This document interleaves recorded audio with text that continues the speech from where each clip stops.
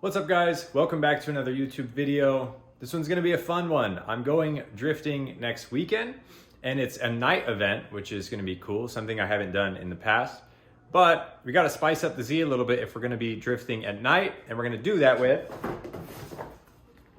some neon underglow. So this is going to be half install video and half of a review, if you will, because this neon underglow kit is pretty much the cheapest one I could find that had a bunch of good reviews on Amazon. I think it was like 25 bucks or something. So hopefully it's half decent and will at least last through the event, although I'm hoping it'll last a lot longer. So let's get straight into it. Let's open this thing up and see what we're dealing with. Just open the box. Looks like we've got a couple of strips of these LEDs. Let's get this laid out. So we've got 2 LED strips on 1 cord for a total of 4 strips. You can see the cord kind of just branches off from that little box there, splits into 1, and then comes on down to the second one here. So quite a bit. These, you can see there's just a bunch of little LEDs wrapped in this kind of rubbery thing. There's some double-sided tape on the back here.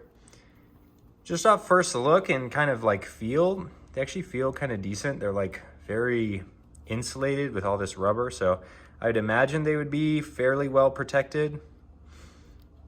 Let's take a look at the instructions and see if they're even in English. For starters, the name cracks me up because I have no idea how to say it. Someone down in the comments tell me what in the world that's supposed to say. Ylinth? Who knows? Let's take a look through this. Apparently it's got like a remote control, so you can change colors and modes. Not even sure.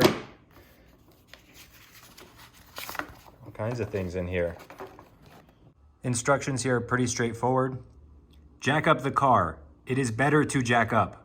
Clean the dust before installing. Peel off the 3M tape and stick to car. Open the inner fender and hide extension cable. Use zip ties to tie up the extra cable and hide it. Connect the strips to the controller, arrow to arrow. Stick on clean, dry place. Reinforce by zip and screws. So the way you wire it, apparently there's 3 ways. Make the controller's power cord through the bottom of the car to the battery. Connect the controller's power cord to the position of fog light, red wire positive, black wire negative. Or the third one is connect the controller's power cord to the position of cigarette lighter. Test the result and enjoy the night effect. Exciting. I guess there's an app too, which is really interesting. The Lotus Lantern app. That sounds exciting. We may have to try that out later. So I'm going to start by jacking the car up since that's the first instructions. And it says it is better to jack up. So let's do that. Here's a little layout that I'm thinking so far. So we have our little controller box thing, kind of where the battery sits, and then it splits off 2 directions. So this way we'll come around, we'll have the neon strip thing on the front bumper, and then the other half of that one will come around on the driver's side here. And then if we come around to the back, we've got a strip that is the end of the other cable. And then of course, this last strip should line up just perfectly under the passenger side or the passenger door. So that should work. I'm gonna go ahead and start getting the actual LED strips on the car itself. I'm probably gonna use the double-sided tape that it came with and then just use some like screws or zip ties to tie it in at a couple spots just so that I know it's secure. And then once I figure that out, then we'll start routing all the wires. Here's what I came up with so far. So we got the little controller box thing up here right next to the battery.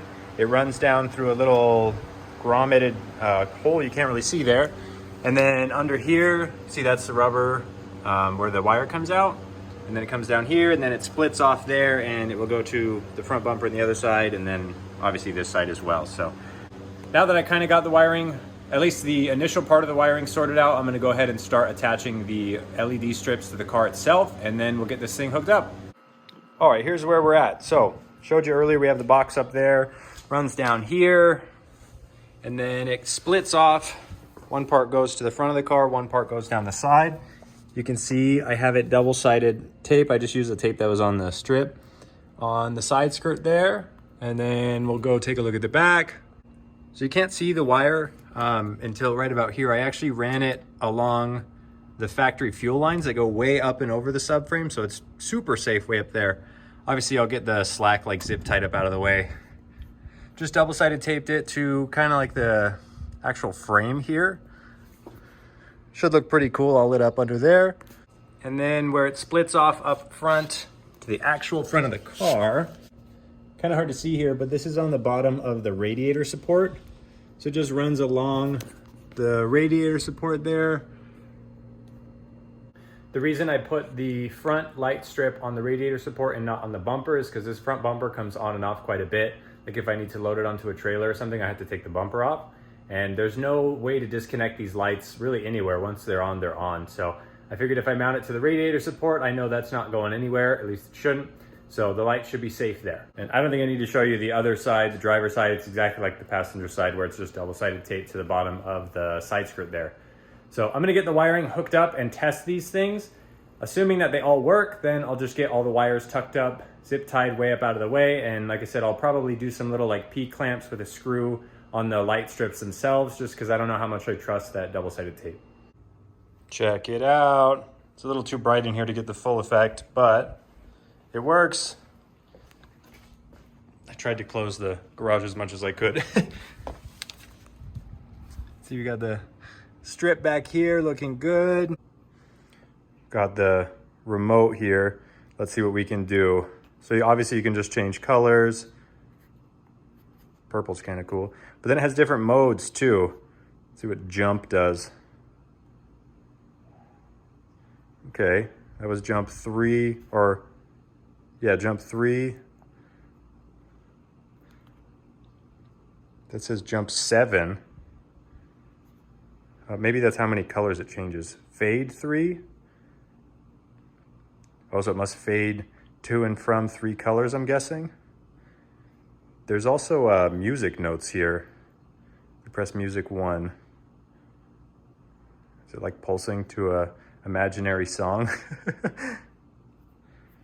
And then it's got, you can change the brightness level. So I can turn it down, I think. I don't really notice a difference there, but I'm just gonna leave it on solid colors because that's all I really care about, but it looks sweet.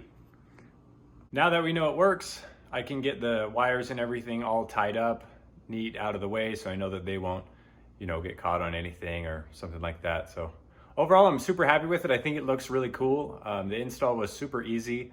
I guess I'll have to wait and see if they last, if they hold up at all. I'm definitely gonna wait for the sun to go down and then I'll get some sick shots at night because I think it's gonna look really cool.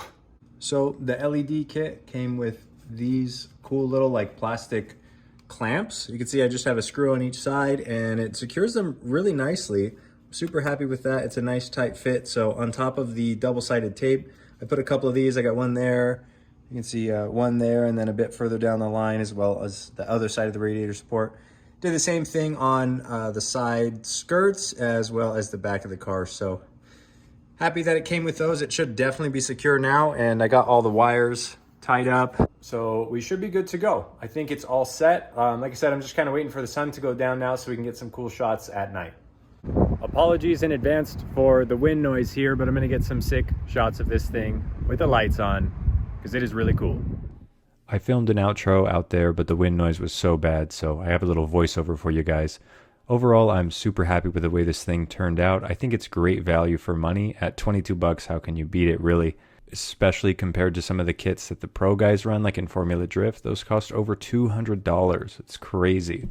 Anyways, as always, guys, thank you so much for watching. I do appreciate it, and I will catch you in the next one.